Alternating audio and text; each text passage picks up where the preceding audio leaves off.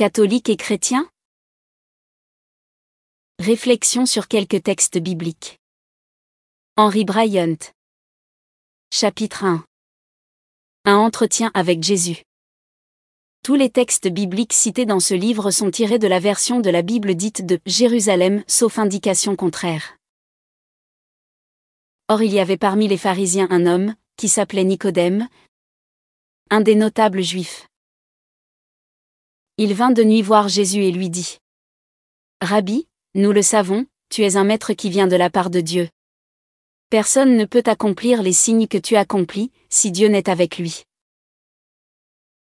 Jésus lui répondit : en vérité, je te le dis, à moins de naître d'en haut, nul ne peut voir le royaume de Dieu. Nicodème lui dit : comment un homme peut-il naître, une fois qu'il est vieux ? Peut-il une seconde fois entrer dans le sein de sa mère et naître ? Jésus répondit : en vérité, je te le dis, à moins de naître d'eau et d'esprit, nul ne peut entrer au royaume de Dieu. Ce qui est né de la chair est chair, ce qui est né de l'esprit est esprit. Ne t'étonne pas, si je t'ai dit, il vous faut naître d'en haut. Le vent souffle où il veut. Tu entends sa voix, mais tu ne sais ni d'où il vient ni où il va. Ainsi en est-il de quiconque est né de l'esprit. Comment cela peut-il se faire ? Reprit Nicodème. Jésus lui répondit : tu es maître en Israël et tu ignores ces choses ? Évangile selon saint Jean 3 versets 1 à 10. Il fait nuit à Jérusalem. Un homme vient voir Jésus. Cet homme n'est pas sans importance à Jérusalem. Nicodème est d'abord un juif de la nation d'Israël. Il jouit des privilèges spéciaux accordés par Dieu à son peuple, choisi parmi toutes les nations pour porter son nom. De plus, Nicodème est pharisien, membre de l'ordre religieux le plus strict. Ce n'est nullement un reproche. En effet, si certains de ses confrères sont insupportables à cause de leur orgueil et de leur hypocrisie, beaucoup d'autres se font respecter par leur évidente piété. De tous les Juifs, les pharisiens étaient les plus zélés pour Dieu.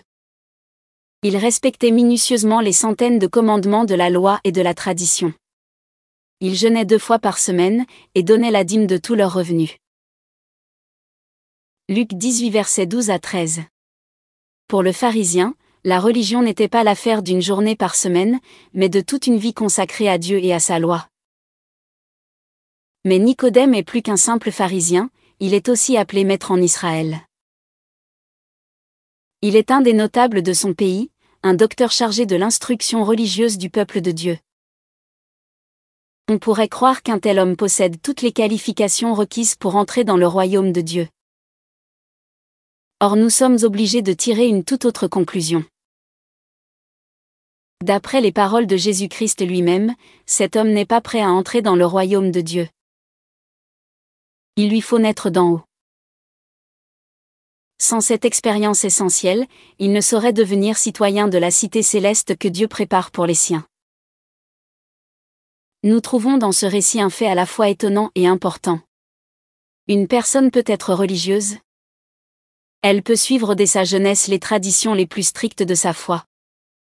Elle pourrait même devenir un maître, un docteur, dans l'enseignement. Et pourtant passer à côté de l'essentiel. Si Nicodème vivait à l'heure actuelle, il serait sans doute un fidèle catholique pratiquant, prêtre ou professeur dans un de nos meilleurs séminaires. Il aurait consacré toute sa vie à Dieu. Mais sans avoir compris cette phrase fondamentale de Jésus-Christ. Il vous faut naître d'en haut. Ce qui compte pour entrer dans le royaume de Dieu, pour avoir la vie éternelle, ce n'est ni l'éducation ni la connaissance ni la situation sociale, mais une véritable naissance d'en haut. Peut-être êtes-vous un catholique sincère, un croyant qui essaie de suivre plus ou moins fidèlement les enseignements de l'Église ? Mais, êtes-vous né d'en haut ?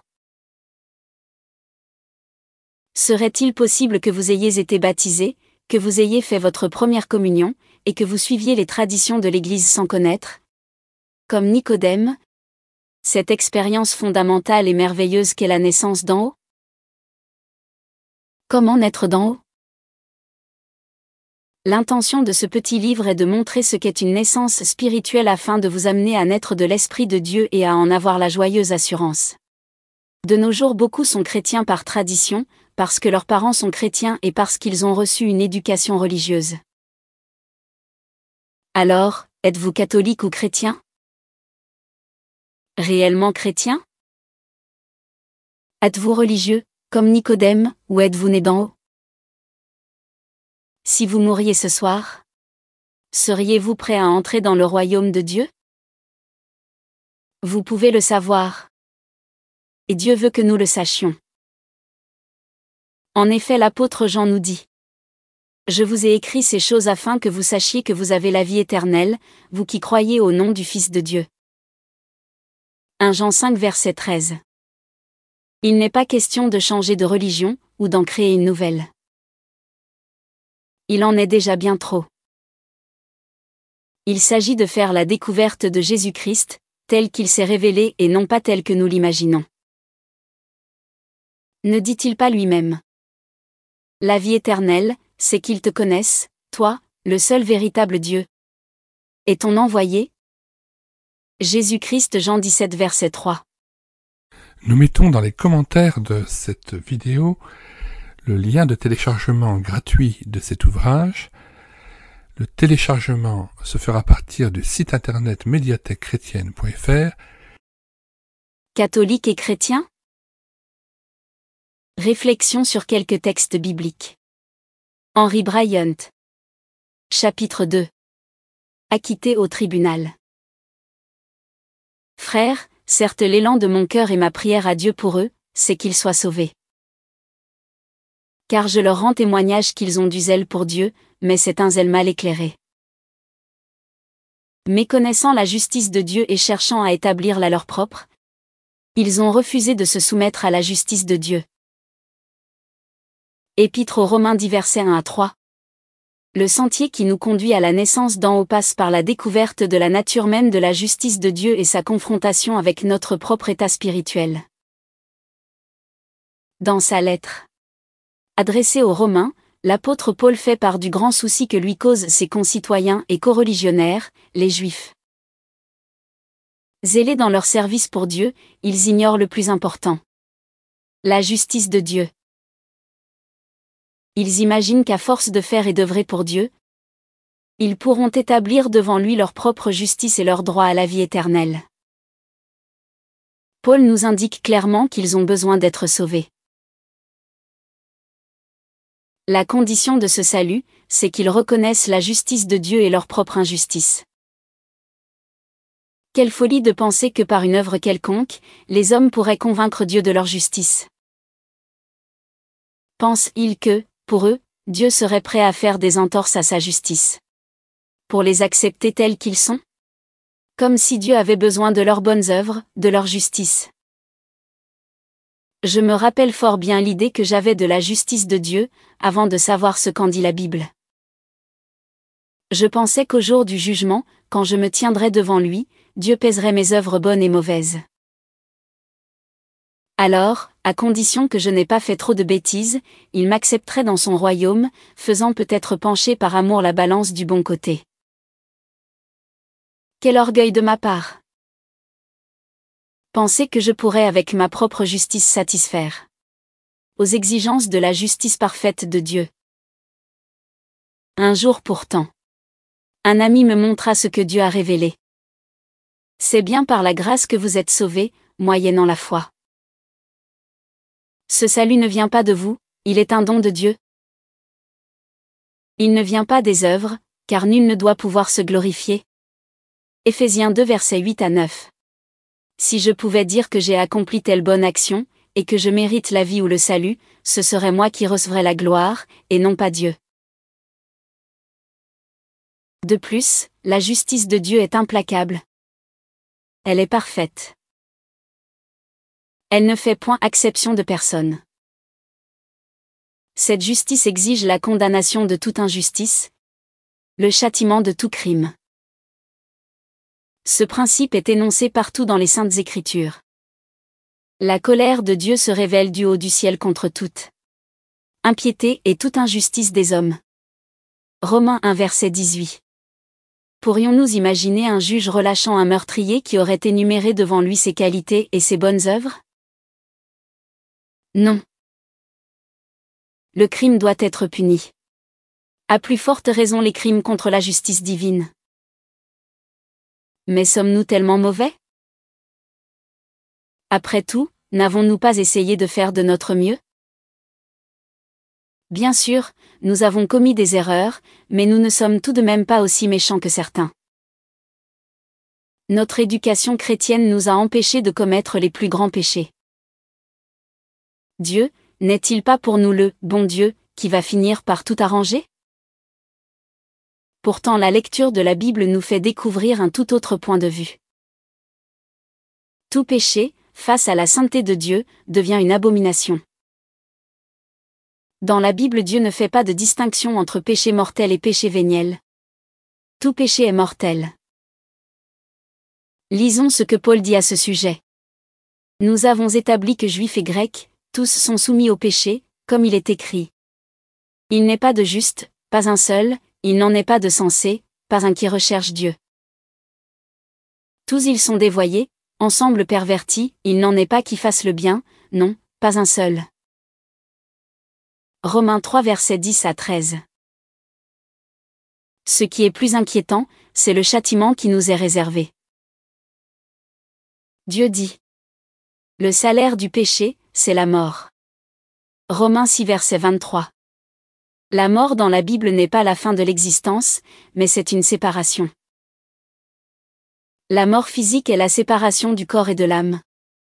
De même la mort spirituelle est la séparation de l'homme d'avec son Dieu. Dieu dit à Adam au sujet de l'arbre défendu. Le jour où tu en mangeras, tu mourras certainement. Genèse 2 verset 16. Bien qu'Adam ne soit pas mort physiquement ce jour-là, il mourut effectivement. Chassé de la présence de Dieu. Quand Paul nous dit que le salaire du péché c'est la mort, il nous indique que toute personne qui commet une injustice est séparée de Dieu, morte à cause de ses fautes et de ses péchés, est destinée à une existence éternellement séparée de Dieu. Voir Éphésiens 2 versets 1 et 2 Thessaloniciens 1 versets 7 à 9. Appelé à comparaître devant le juge de l'univers, je dois rendre compte de ma vie à Dieu. Je suis condamné. Certes, j'ai accompli un certain nombre de bonnes actions dans ma vie. C'est pourtant la ligne de conduite normale et nécessaire, et je n'ai aucun mérite à en tirer. Je suis condamné parce que j'ai commis des injustices, des péchés. Et le salaire du péché c'est la mort, la séparation éternelle d'avec Dieu. Quelle issue trouver? Ma propre justice? Tous, nous étions comme des impurs et tous nos actes de justice comme du linge sale. Isaïe 64 verset 5. Ma sincérité? Le cœur est compliqué plus que tout, et pervers. Jérémie 17 verset 9. Il n'existe qu'une seule issue.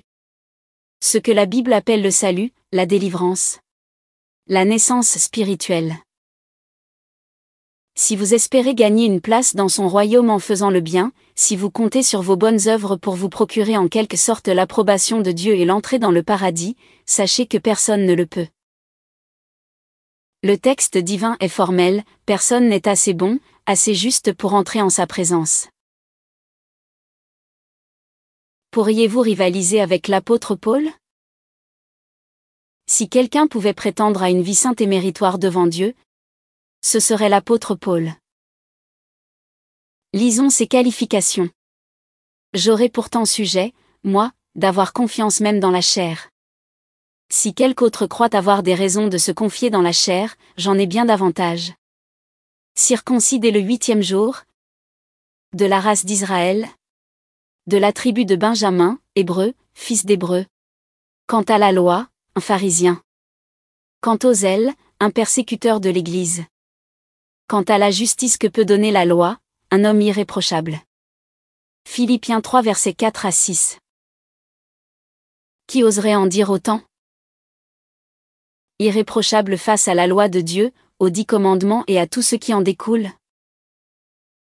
Pourtant ce même homme conclut. Mais tous ces avantages dont j'étais pourvu, je les ai tenus pour un désavantage, à cause du Christ.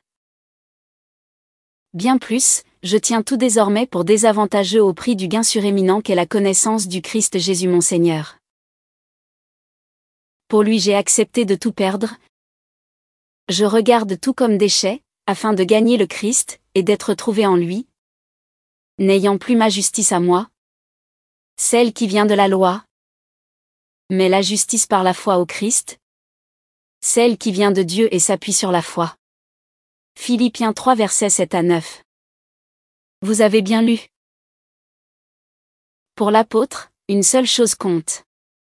La connaissance de Christ et la justice de Dieu par la foi en Christ. Sa propre justice n'est pour lui d'aucune valeur. Car Paul se rend compte qu'il était autrefois un de ceux qui, à force de chercher à établir leur propre justice, méconnaissent et même méprisent la justice de Dieu. Romains 10.1. Si cela est vrai pour le plus grand des apôtres, à plus forte raison avons-nous besoin de la justice de Dieu et non de la nôtre. Nous devons être revêtus de sa justice si nous voulons vivre éternellement avec Dieu. Et voilà le cœur de l'évangile de Dieu.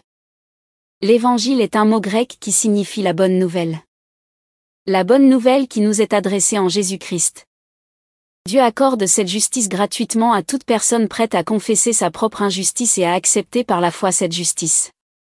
Et ce pardon. Après avoir démontré qu'il est impossible d'être accepté par Dieu en suivant la loi, les 10 commandements, etc. Paul écrit. Maintenant, sans la loi, la justice de Dieu s'est manifestée. Justice de Dieu par la foi en Jésus-Christ à l'adresse de tous ceux qui croient. Car il n'y a pas de différence. Tous ont péché et sont privés de la gloire de Dieu. Et ils sont justifiés par la faveur de sa grâce en vertu de la rédemption accomplie dans le Christ Jésus. Romains 3 versets 21 à 24. Certaines vérités sont clairement énoncées dans cette phrase un peu obscure. 1. Tous sont pécheurs, tous ont besoin de justice. 2. Cette justice s'obtient sans la pratique de la loi. Les 10 commandements. 3. Elle est pour ceux qui croient. 4. Elle est possible grâce à la mort de Jésus-Christ. Il est également question des « justifiés » dans ce passage. Que veut dire ce « justifier » ? Les Saintes Écritures nous l'expliquent. Justifier signifie déclarer juste celui qui ne l'est pas. Comment Dieu peut-il faire une telle chose ? Nous lisons ce verset qui est presque choquant dans l'Épître aux Romains. À celui qui, au lieu de travailler, croit en celui. C'est-à-dire, Dieu. Qui justifie l'impie, on compte sa foi comme justice. Exactement comme David proclame heureux l'homme à qui Dieu attribue la justice indépendamment des œuvres. Romains 4 versets 5 à 6. Le texte est net. Même un impie n'ayant fait aucune œuvre mais qui croit, se voit attribuer la justice de Dieu. Dieu serait-il injuste ? Comment peut-il déclarer juste un homme injuste, simplement à cause de sa foi ? La réponse nous est donnée dans le texte. En vertu de la rédemption accomplie dans le Christ Jésus Romains 4 verset 6. En d'autres termes, c'est Jésus-Christ qui, par sa mort, a subi la condamnation que je mérite. Je me trouve ainsi libéré, sauvé de la colère de Dieu. Romains 5 verset 9. Prenons un exemple. Considérons de nouveau la justice humaine. Un homme est pris en flagrant délit de meurtre. Au cours du procès, le verdict est prononcé. La peine capitale. Que peut-il faire pour y échapper ? Il est condamné. Plus question de se racheter par une vie exemplaire. Le salaire de son crime, c'est la mort. Le juge non plus ne peut lui pardonner. Il serait injuste. Il reste alors une solution, mais qu'aucun homme ne choisit parce qu'elle lui coûte trop. Si le juge dit au criminel: vous m'êtes tellement cher que je ne puis vous laisser mourir. Mon propre fils s'offre pour prendre votre place à la guillotine. En conséquence, vous êtes déclaré juste aux yeux de la loi, votre faute a été pleinement payée. Il est évident que personne n'aurait un tel amour pour un criminel. Sauf Dieu. C'est alors, au temps fixé, que le Christ est mort pour les impies. À peine en effet voudrait-on mourir pour un homme juste. Pour un homme de bien, oui, peut-être osera-t-on mourir. Mais la preuve que Dieu nous aime, c'est que le Christ, alors que nous étions encore pécheurs, est mort pour nous. Romains 5 versets 6 à 8. Que dire cependant si ce condamné répond au juge: votre offre ne m'intéresse pas. Je m'en moque. Je n'y crois d'ailleurs pas. Je m'en tirerai tout seul, je suis assez débrouillard. Refuser une telle grâce, ou même la négliger, est impensable. Hélas, c'est le cas de milliers de personnes pourtant croyantes, qui ne voient pas la nécessité de mettre pleinement leur confiance en Christ. Dieu révèle dans la lettre aux Hébreux: comment nous-mêmes échapperons-nous, si nous négligeons pareil salut? Hébreux 2 verset 3. En effet, Dieu a tout accompli pour que nous échappions à sa juste condamnation, c'est-à-dire pour que nous ne soyons pas éternellement séparés de sa présence. Il est allé jusqu'à donner son propre Fils. Mais pour que nous bénéficions de ce merveilleux salut, nous devons croire. Il n'est pas question ici de croire à l'existence de Dieu. Beaucoup croient en Dieu sans le connaître. En voici deux exemples frappants. Nicodème et Paul. Tous les deux croyaient en Dieu. Tous les deux croyaient à l'existence de Jésus-Christ, à ses miracles, à la Bible. Mais tous deux étaient perdus, sans la vie éternelle, ayant chacun besoin de naître d'en haut. Non, il n'est pas suffisant de croire en Dieu. Il faut croire Dieu. Voilà comment naître de nouveau, comment s'approprier de sa justice. Comment avoir la vie éternelle. Prendre Dieu au mot. Dieu a tant aimé le monde qu'il a donné son Fils unique, pour que tout homme qui croit en lui ne périsse pas mais ait la vie éternelle. Jean 3.16. La vie éternelle n'est donc pas une récompense à mériter par notre justice ou nos bonnes œuvres. Loin de là. Nous avons déjà vu que tous méritent la mort éternelle. La vie éternelle est un don de Dieu. Le salaire du péché, c'est la mort. Mais le don gratuit de Dieu, c'est la vie éternelle dans le Christ Jésus notre Seigneur. Romains 6 verset 23. Qu'est-ce qu'un don gratuit? Quand vous recevez un cadeau d'un proche à Noël, le payez-vous? Faut-il réaliser une action de valeur pour le recevoir? Faut-il le mériter? Mais non. Ce cadeau est offert gratuitement par amour. Que faut-il faire pour l'avoir? Une seule chose. L'accepter. Dieu nous offre, dans son grand amour, un cadeau de Noël payé à un grand prix. La vie éternelle en Jésus-Christ. L'avez-vous accepté? D'après l'autorité de la parole de Dieu, je vous affirme avec l'apôtre Jean. Dieu nous a donné la vie éternelle et cette vie est dans son Fils. Qui a le Fils a la vie. Qui n'a pas le Fils n'a pas la vie. 1 Jean 5 versets 11 à 12. Catholique ou chrétien? Réflexion sur quelques textes bibliques. Henry Bryant. Chapitre 3. Croire. Mais comment? Jésus-Christ dit dans la suite de son entretien avec Nicodème. Comme Moïse éleva le serpent dans le désert, ainsi faut-il que soit élevé le Fils de l'homme. Jésus-Christ. Afin que tout homme qui croit ait par lui la vie éternelle. Oui.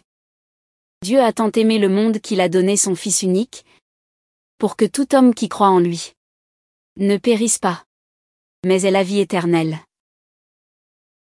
Car Dieu n'a pas envoyé son Fils dans le monde pour condamner le monde, mais pour que le monde soit sauvé par lui. Qui croit en lui n'est pas condamné. Qui ne croit pas est déjà condamné, parce qu'il n'a pas cru au nom du Fils unique de Dieu. Évangile selon saint Jean 3 versets 14 à 18. Il est important d'examiner plus en détail ce que la Bible veut dire par le mot « croire ». Dans sa discussion avec Nicodème, et à bien d'autres occasions, Jésus affirme que celui qui croit en lui n'est pas condamné mais qu'il a la vie éternelle. Tout réside dans ce mot « croire ». Mais comment croire ? Avec quelle force faut-il croire pour recevoir cette vie si précieuse ? Jésus en parle dans sa conversation avec Nicodème. Il choisit un exemple que celui-ci connaît bien et qui est tiré des expériences du peuple d'Israël après son départ d'Égypte et pendant son séjour dans le désert du Sinaï. Cette expérience nous est rapportée dans le livre des Nombres. En chemin, le peuple perdit patience. Il parla contre Dieu et contre Moïse. « Pourquoi nous avez-vous fait monter d'Égypte pour mourir en ce désert ? Car un n'y a ni pain ni eau. Nous sommes excédés de cette nourriture de famine. » Dieu envoya alors contre le peuple les serpents brûlants, dont la morsure fit périr beaucoup de monde en Israël. Le peuple vint dire à Moïse : « Nous avons péché en parlant contre Yahvé et contre toi. Intercède auprès de Yahvé pour qu'il éloigne de nous ces serpents. » Moïse intercéda pour le peuple et Yahvé lui répondit : « Façonne-toi un brûlant que tu placeras sur un étendard. Quiconque aura été mordu et le regardera restera en vie. » Moïse façonna donc un serpent d'airain qu'il plaça sur l'étendard, et si un homme était mordu par quelque serpent, il regardait le serpent d'airain et restait en vie. Nombre 21 versets 4 à 9. Dans cette histoire quelque peu insolite, retenons le moyen que Dieu utilise pour délivrer son peuple du jugement. Il commande à Moïse de fabriquer un serpent en airain et de l'élever de telle façon que quiconque le voit soit sauvé. Jésus, citant cette expérience, déclare qu'elle annonce symboliquement sa crucifixion prochaine. Il est clair qu'il parle ici de sa mort qui apportera le salut à tous ceux qui croiront en lui. Jean 12.32 à 33. Pour mieux comprendre le sens de cette illustration, essayons de nous mettre à la place des Israélites dans le désert. Supposons qu'un de ces serpents venimeux vienne de me mordre. Ma blessure est mortelle. Dans ma douleur, je ne peux qu'attendre la mort, couché sous ma tente.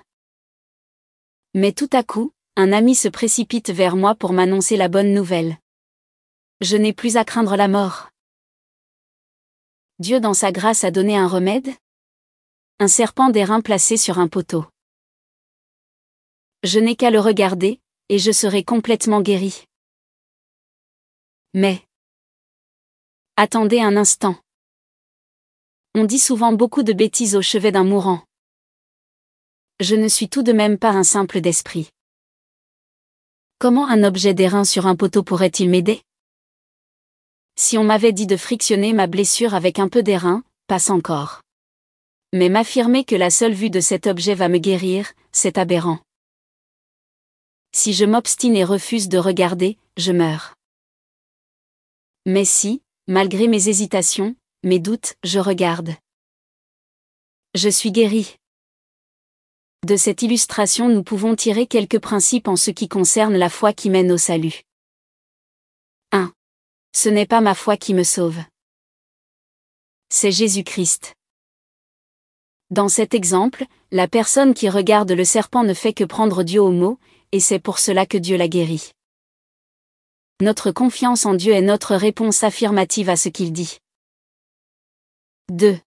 Ce n'est pas la force de ma foi qui me sauve, c'est Jésus-Christ. Celui qui regardait le serpent était guéri, qu'il le fit avec beaucoup de foi ou avec bien des hésitations et des doutes. Cela est très important. Celui qui met sa confiance en Jésus est sauvé, non à cause de la force de sa foi, mais par la toute-puissance de celui en qui il se confie. Voici une autre illustration. Vous recevez en héritage 1 million de francs. Vous êtes hésitant. Que faire de cet argent? Vous décidez enfin de le confier à une banque, mais avec beaucoup de crainte et de doute. Votre argent sera-t-il vraiment en sécurité dans cette banque? En fait, la sécurité de votre argent ne dépend pas de votre confiance ou de votre manque de confiance dans la banque. Elle dépend de la fiabilité de la banque en question.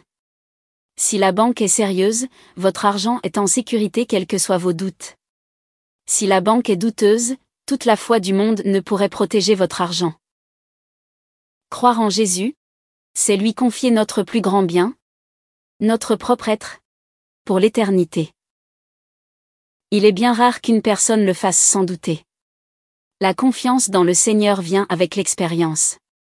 Dès que nous nous sommes confiés en lui pour notre salut, nous faisons l'expérience que Dieu tient toutes ses promesses pour celui qui les accepte. Nous acquérons ainsi une confiance de plus en plus grande, jusqu'à ce que nous puissions dire avec l'apôtre Paul. Je ne rougis pas, car je sais en qui j'ai mis ma foi et faille la conviction qu'il est capable de garder mon dépôt jusqu'à ce jour-là. 2 Timothée 1 verset 12. Dans les évangiles, Jésus à maintes reprises mentionne le peu de foi des disciples. Il leur a même dit un jour. Je vous le dis en vérité, si vous aviez de la foi gros comme un grain de sénévé, vous diriez à cette montagne. Déplace-toi d'ici à là, et elle se déplacerait, et rien ne vous serait impossible. Matthieu 17.20. Il est certain que le peu de foi des disciples de Christ l'a empêché et l'empêche encore de faire de plus grandes choses pour eux. Mais il est aussi certain que Dieu accepte pour la vie éternelle quiconque vient à lui, même avec une foi vacillante et craintive. C'est pour cela qu'il est venu, pour chercher et sauver ceux qui étaient perdus. Il nous dit, « Celui qui vient à moi je ne le jetterai pas dehors. » Jean 6 verset 37. La grandeur de notre foi n'est donc pas ce qui est le plus important. L'important, c'est de venir à Jésus-Christ, et de placer en lui ce peu de confiance que nous avons. Si notre assurance devant Dieu est basée sur ce que nous aurons accompli pour lui, ou notre tradition, ou notre baptême, nous ne pouvons pas aspirer à cette vie. Celui qui a le Fils a la vie. Ceci nous amène au 3e principe. 3. Celui qui croit, obéit, agit en conséquence de sa foi. Il existe une différence énorme entre celui qui croit à l'existence de Dieu et celui qui croit Dieu. Le premier est religieux et peut très bien être perdu. L'autre a la vie éternelle. Nous lisons dans l'épître de Jacques.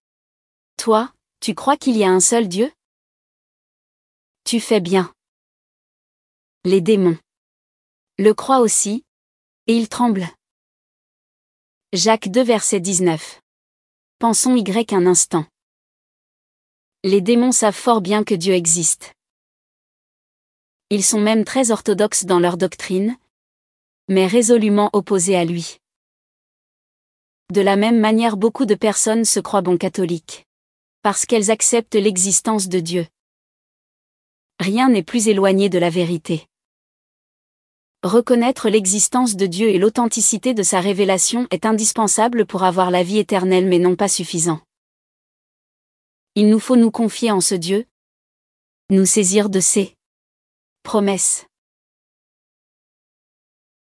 Si, en un moment de grande fatigue, nous restons debout à côté d'un fauteuil, parce que nous doutons de sa solidité, nous ne risquerons pas de trouver le repos.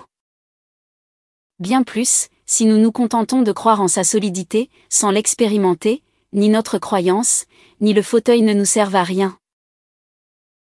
Notons bien que ce n'est pas la force de nos convictions qui nous soutient. C'est plutôt le fauteuil. Il en va de même avec notre Seigneur.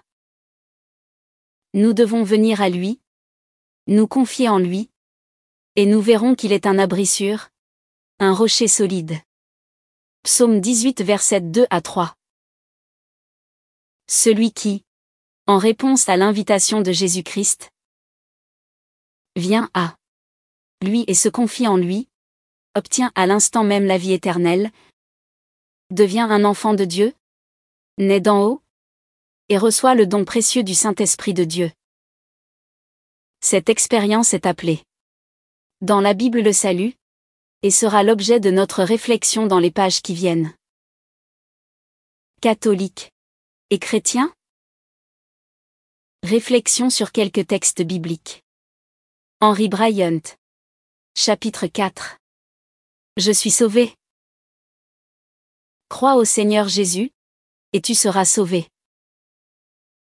Acte 16 verset 31. En effet, si tes lèvres confessent que Jésus est Seigneur, et si ton cœur croit que Dieu l'a ressuscité des morts, tu seras sauvé. Romains 10 verset 9. Car c'est bien par la grâce que vous êtes sauvés, moyennant la foi. Ce salut ne vient pas de vous. Il est un don de Dieu. Il ne vient pas des œuvres, car nul ne doit pouvoir se glorifier. Éphésiens 2 versets 8 à 9. La mort est une terrible réalité. Face à la mort, il ne suffit pas de nourrir quelques vagues espoirs d'un futur incertain. Il nous faut des certitudes. Mais y avons-nous droit? Si demain nous mourons, pouvons-nous avoir l'assurance de retrouver le Seigneur dans sa splendeur? Un homme, en tout cas, avait cette certitude. C'est Paul. Pour moi, la vie c'est le Christ, et mourir représente un gain. Cependant, si la vie dans cette chair doit me permettre encore un fructueux travail, j'hésite à faire un choix. Je me sens pris dans cette alternative. D'une part, j'ai le désir de m'en aller et d'être avec le Christ, ce qui serait, et de beaucoup, bien préférable. Mais de l'autre, demeurer dans la chair est plus urgent pour votre bien.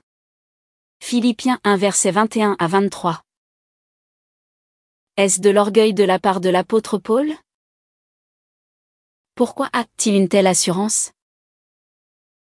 À cause de ce qu'il a fait pour le Seigneur? Au contraire. À cause de ce que le Seigneur a fait pour lui. Dieu voudrait que chaque chrétien véritable ait cette même assurance.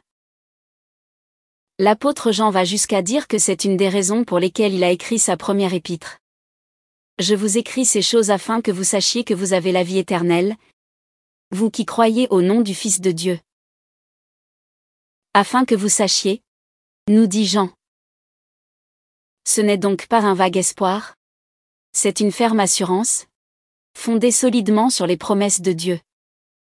Celui qui n'a pas cette assurance ferait bien de se demander s'il croit réellement aux promesses de Dieu. Notre relation avec Dieu est celle qui est la plus importante dans la vie. La Bible affirme que Dieu nous aime, et il est impensable qu'il nous laisse dans l'ignorance en ce qui concerne la question si importante de notre destin éternel. Au contraire, comme nous le verrons, sa parole à cet égard est très claire. Lorsque nous demandons à une personne si elle est mariée, nous nous attendons à une réponse précise. Nous serions étonnés de l'entendre dire « Je ne sais pas. Je l'espère. » De la même manière, si nous avons fait l'expérience de la naissance d'en haut, si nous avons rencontré Jésus-Christ, il serait étonnant que nous n'en ayons pas l'assurance. Ce serait là une indication que nous n'avons pas encore pris au sérieux sa promesse. Crois au Seigneur Jésus, et tu seras sauvé. Acte 16 verset 31. Certains penseront que celui qui ose affirmer qu'il est sauvé est terriblement présomptueux. Pourquoi? Le plus souvent parce que nous considérons le ciel comme une récompense gagnée par une vie de sainteté et de bonnes œuvres. Il y a une grave erreur dans cette pensée. Le ciel, la vie éternelle, ne se gagne pas. C'est le don de Dieu. Il est bien sûr possible de vanter sa spiritualité, et cela arrive malheureusement trop souvent. Mais la personne qui sait qu'elle est sauvée ne se vante pas. Elle sait qu'elle mérite plutôt la condamnation de Dieu. Elle sait que Dieu dans son grand amour l'a graciée, qu'il lui a donné gratuitement le salut qui est dans le Christ avec la gloire éternelle. 2 Timothée 2 verset 10. Dans la Bible, Dieu classe l'humanité entière dans 2 camps, décrits dans l'Évangile selon Jean. Car Dieu n'a pas envoyé son Fils dans le monde pour condamner le monde, mais pour que le monde soit sauvé par lui. Qui croit en lui n'est pas condamné, et qui ne croit pas est déjà condamné, parce qu'il n'a pas cru au nom du Fils unique de Dieu. Jean 3 versets 17 à 18. Et encore, qui croit au Fils a la vie éternelle. Qui refuse de croire au Fils ne verra pas la vie. La colère de Dieu pèse sur lui. Jean 3 verset 36. Dieu nous indique que tout homme, femme, enfant qui n'a pas encore cru, qui ne s'est pas encore confié en Christ, reste sous la colère de Dieu. Le salut est le passage d'un camp à l'autre, de la mort à la vie, de la condamnation à cause de nos œuvres au pardon produit par l'œuvre de Jésus. Cette expérience est si radicale qu'elle est appelée par Jésus une naissance d'en haut, ou une nouvelle naissance. Dans l'Épître aux Éphésiens, Paul note ce même passage vers la vie. Avant, vous étiez morts par suite des fautes et des péchés dans lesquels vous avez vécu. Maintenant, car c'est bien par la grâce que vous êtes sauvés. Éphésiens 2 versets 1 et 8. Le salut et la vie éternelle ne sont donc pas des privilèges que nous obtiendrons plus tard. Toute l'Écriture s'accorde pour dire que celui qui a le Fils a la vie. 1 Jean 5 verset 12. Cette vie éternelle commence avec la naissance spirituelle et ne finira jamais. C'est pour cela que Jésus nous dit : en vérité, je vous le dis. Celui qui écoute ma parole et croit à celui qui m'a envoyé a la vie éternelle et n'est pas soumis au ne viendra pas en jugement, mais il est passé de la mort à la vie. Jean 5 verset 24. Quelle promesse est cela de la bouche de notre Seigneur lui-même ? Quoi de plus simple que de prendre Jésus au mot ? Plus question de douter de notre sort éternel. Celui qui doute se fie encore à lui-même, à ses capacités de plaire au Seigneur d'une façon ou d'une autre. Dieu nous demande de nous tourner vers Jésus, de croire à ses promesses, et de nous confier en lui avec la foi d'un petit enfant. Nous pouvons ainsi dire : j'ai la vie. Je suis sauvé. Merci Seigneur pour la grandeur du don que tu m'as fait en Jésus-Christ. Je l'accepte. Avec gratitude, sachant que je n'en suis pas digne. Sa promesse est sûre. Il ne peut pas être infidèle. C'est donc Dieu qui s'occupe de notre salut. À tel point qu'il a donné volontairement ce qui lui était le plus précieux, son Fils unique. Mais ce salut est beaucoup plus qu'une assurance en vue de son jugement. Il est encore plus merveilleux. La Bible en parle dans les 3 temps. Passé, présent et futur. Dans le passé, Christ est mort pour nous délivrer de notre culpabilité, de notre condamnation. Il n'y a donc plus maintenant de condamnation pour ceux qui sont dans le Christ Jésus. Romains 8 verset 1. Dans le présent, Dieu nous délivre du pouvoir du péché, par la puissance du Saint-Esprit qui vit en nous afin de nous donner la victoire. C'est cet aspect de notre salut que nous voulons étudier brièvement dans le chapitre suivant. Dans l'avenir, Dieu nous délivrera de la présence même du péché, nous transformant à l'image de son Fils. Pour nous, notre cité se trouve dans les cieux, d'où nous attendons ardemment, comme Sauveur, le Seigneur Jésus-Christ, qui transfigurera notre corps de misère pour le conformer à son corps de gloire. Philippiens 3 verset 20. On comprend pourquoi l'apôtre Paul parle du salut en Jésus-Christ accompagné d'une gloire éternelle. C'est ce salut complet, passé, présent et futur, que Dieu offre à tout homme qui veut bien le recevoir en Christ. Catholique et chrétien ? Réflexion sur quelques textes bibliques. Henry Bryant. Chapitre 5. Croyant et pratiquant. Si donc quelqu'un est dans le Christ, c'est une création nouvelle. L'être ancien a disparu, un être nouveau est là. Et le tout vient de Dieu, qui nous a réconciliés avec lui par le Christ. 2 Corinthiens 5 verset 17.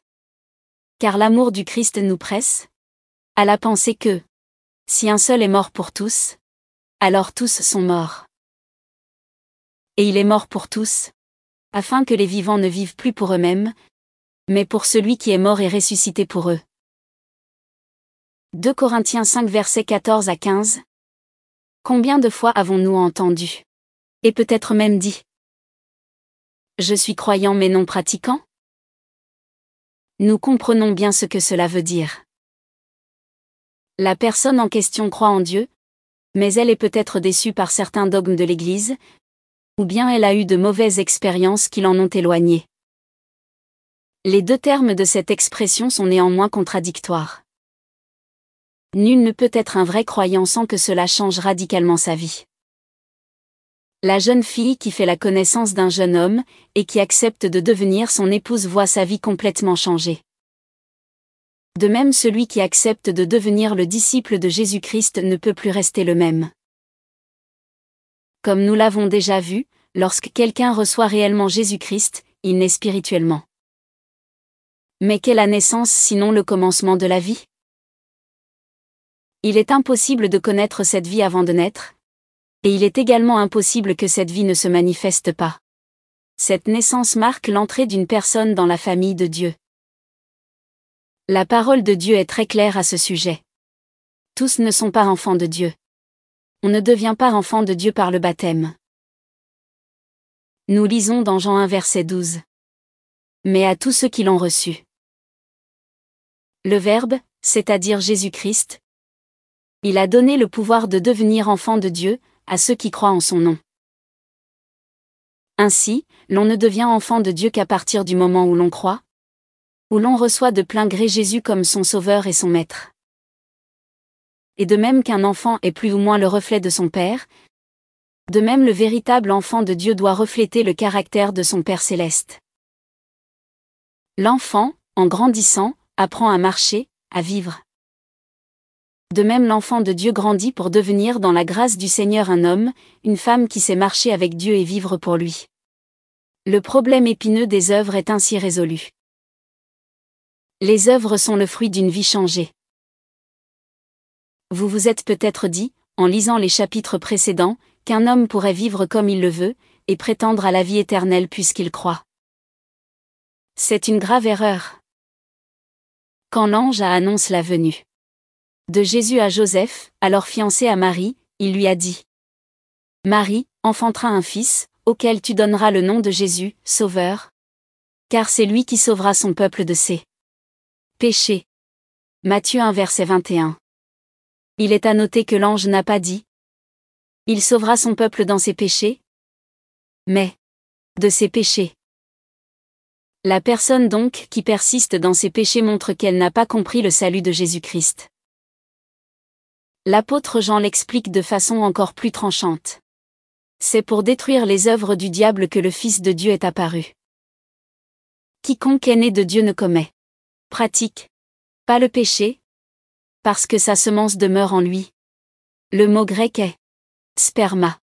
Il ne peut pratiquer le péché, étant né de Dieu. À ceci sont reconnaissables les enfants de Dieu et les enfants du diable. Quiconque ne pratique pas la justice n'est pas de Dieu, ni celui qui n'aime pas son frère. 1 Jean 3 versets 8 à 10. Ce principe est très facile à comprendre. Dieu donne une nouvelle vie à quiconque croit. Cette vie se manifeste de plus en plus dans son enfant, lorsqu'il grandit dans la grâce et la connaissance de son Seigneur, produisant des fruits dignes de sa relation avec lui. Jésus a illustré cette vérité dans son sermon sur la montagne. C'est à leurs fruits que vous les reconnaîtrez. Cueille-t-on des raisins sur des épines ? Ou des figues sur des chardons ? Ainsi, tout arbre bon donne de bons fruits, tandis que l'arbre mauvais donne de mauvais fruits. Matthieu 7 versets 16 à 17. Jésus ne dit pas que l'homme devient chrétien par ses fruits. C'est le contraire. Le vrai chrétien est reconnu par ses fruits. Mais pour les produire, il faut avoir la vie. Un pommier ne peut pas donner de poires. Si nous voyons un arbre avec une pomme ou une centaine de pommes, nous savons que ce n'est pas autre chose qu'un pommier, et que nous ne verrons pas d'autres fruits sur ses branches. Dieu seul est capable de transformer une vie pour qu'elle produise d'autres fruits. De même, avant de nous confier en Christ, nous sommes absolument incapables de produire des fruits agréables à Dieu, quelle que soit leur beauté aux yeux des hommes. C'est uniquement par le Dieu vivant et vrai que nous avons cette possibilité. Alors nous porterons des fruits, et c'est pour cela que Dieu nous sauve. Lisons la suite du passage de la lettre aux Éphésiens relatif au salut. Avant, vous étiez morts par suite des fautes et des péchés dans lesquels vous avez vécu jadis. Ensuite, car c'est bien par la grâce que vous êtes sauvés, moyennant la foi. Ce salut ne vient pas de vous, il est un don de Dieu, il ne vient pas des œuvres, car nul ne doit pouvoir se glorifier. Après, nous sommes en effet son ouvrage, créé dans le Christ Jésus en vue des bonnes œuvres, que Dieu a préparées d'avance pour que nous les pratiquions. Éphésiens 2 versets 8 à 10. Avez-vous remarqué l'ordre de ces 3 étapes? Mort à cause de nos péchés.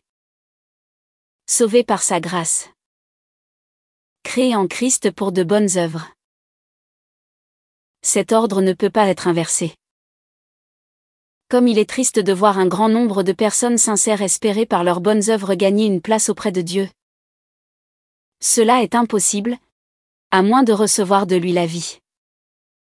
En revanche, quelle joie de savoir, quand nous venons à Jésus, qu'il a déjà préparé pour nous une vie riche en bonnes œuvres à accomplir. Il n'est plus question d'obtenir son approbation, car nous l'avons déjà en Jésus-Christ. Il s'agit plutôt de permettre à Dieu par son esprit de produire en nous les fruits qu'il désire. Dans le 15e chapitre de l'Évangile selon Jean, Jésus utilise la vigne pour illustrer cette vérité essentielle de notre union avec lui. Je suis le vrai CEP et mon Père est le vigneron. Tout sarment en moi qui ne porte pas de fruit, il le coupe, et tout sarment qui porte du fruit, il l'émonde, pour qu'il en porte encore plus. Demeurez en moi, comme moi en vous. De même que le sarment ne peut pas en lui-même porter du fruit, sans demeurer sur le CEP, ainsi vous non plus, si vous ne demeurez en moi. Je suis le CEP, vous êtes les sarments. Qui demeure en moi, comme moi en lui, porte beaucoup de fruits, car hors de moi vous ne pouvez rien faire. Jean 15 versets 1 à 5. Jésus nous compare au sarment greffé sur la vigne. C'est là une image de notre union avec lui par le salut. Si l'une des tiges greffées ne produit pas de fruits, il est évident que la tâche est superficielle, et que la sève de la vigne ne nourrit pas la tige. Malheureusement, beaucoup de tiges croissent dans nos églises, attachées superficiellement au christianisme mais sans être réellement unies à la vraie vigne par une relation vitale. Celui qui est en Christ va porter du fruit, et cela dans la mesure où il laisse le Seigneur diriger sa vie et demeurer en lui. De plus, nous pouvons découvrir dans cette illustration le soin que porte le vigneron à sa vigne. Il émonde, ou taille les sarments afin que ceux-ci produisent davantage. Jésus compare ce vigneron à notre Père céleste qui, dans son amour, prend soin du plus petit de ses enfants, et qui, à travers toutes les expériences de la vie, bonnes et difficiles, le prépare à donner une meilleure récolte. Quels sont ces fruits qu'un véritable chrétien doit porter? Laissons la parole de Dieu y répondre. Galates 5 verset 22. Mais le fruit de l'esprit est charité, joie, paix, longanimité, serviabilité, bonté, foi, douceur, maîtrise de soi. Éphésiens 5 verset 9. Car le fruit de la lumière consiste en toute bonté, justice et vérité. Hébreux 13 verset 15. Par lui, offrons à Dieu un sacrifice de louange en tout temps, c'est-à-dire le fruit de lèvres qui confesse son nom. Que représentent ces fruits sinon le caractère de Jésus-Christ? Quand Jésus habite en nous, plus nous lui cédons la direction de notre vie, plus il nous transforme à son image. Les fruits mentionnés ici sont ceux d'un caractère qui se transforme à l'image de Jésus-Christ. Il existe d'autres évidences de la vraie vie en Christ, que nous allons juste mentionner. 1. Une soif de mieux connaître le Seigneur, de grandir en lui. 2. Un besoin de mieux connaître sa parole, sachant que nous ne pouvons pas grandir sans elle. L'homme ne vivra pas de pain seulement mais de chaque parole qui sort de la bouche de Dieu. Matthieu 4 verset 4. 3. Une communication grandissante avec Dieu par la prière. 4. Une aversion pour tout ce qui pourrait entraver notre relation avec le Seigneur, toute pensée, toute parole, tout acte qui nous éloigne de lui. 5. Une plus grande assurance en lui, qui nous permet de nous confier en lui en tout temps, et de tout voir comme une marque de l'attention qu'il nous porte. Romains 8 verset 28. Ce sujet de la vie chrétienne est bien trop vaste pour recevoir dans cette petite brochure la place qu'il mérite. La naissance spirituelle représente avant tout le commencement d'une nouvelle vie avec Jésus-Christ, une vie qui s'achève auprès de Dieu dans le paradis. Nous devons passer par toutes les étapes de la croissance spirituelle, de l'enfance à l'âge adulte. La nourriture spirituelle qui permet cette croissance est bien précisée. 1. Pour les bébés. N comme des enfants nouveau-nés, désirez le lait spirituel non frelaté, afin que, par lui, vous croissiez pour le salut, si du moins vous avez goûté combien le Seigneur est excellent. 1 Pierre 2 versets 2 à 3. 2. Pour les jeunes gens. Je vous écris, jeunes gens, parce que vous êtes forts, que la parole de Dieu demeure en vous et que vous avez vaincu le mauvais. 1 Jean 2 verset 14. 3. Pour les adultes. Toute écriture est inspirée de Dieu et utile pour enseigner, réfuter, redresser, former à la justice. Ainsi l'homme de Dieu se trouve-t-il accompli, mûr, équipé pour toute œuvre bonne. 2 Timothée 3 versets 16 à 17. Tout au long de la vie d'un chrétien, la Bible tient une place fondamentale. Elle est le lait spirituel du nouveau-né, elle représente la force des jeunes, et elle équipe parfaitement l'homme de Dieu pour le service que le Seigneur a préparé pour lui. Nous en parlerons dans le prochain chapitre. Les bonnes œuvres, les fruits sont donc une évidence, le résultat d'une vie surnaturelle en celui qui est né dans la famille de Dieu par la foi. Mais la Bible nous conduit plus loin. Nous avons vu dans le 2e chapitre que, dans la Bible, la mort signifie séparation. Par contre, la vie signifie union, et la vie spirituelle, union avec Dieu. Voilà le grand message du Nouveau Testament. Celui qui croit est en Christ. Considérez ces déclarations. 1. Pour le salut. Il n'y a donc plus maintenant de condamnation pour ceux qui sont dans le Christ Jésus. Romains 8 verset 1. 2. Pour la communion. Si quelqu'un m'aime, il gardera ma parole, et mon Père l'aimera et nous viendrons à lui, et nous ferons chez lui notre demeure. Jean 14.23. 3. Pour le pardon. En lui nous trouvons la rédemption, par son sang, la rémission des fautes, selon la richesse de sa grâce. Éphésiens 1 verset 7. Béni soit le Dieu et Père de notre Seigneur Jésus-Christ, qui nous a bénis par toutes sortes de bénédictions spirituelles, aux cieux, dans le Christ.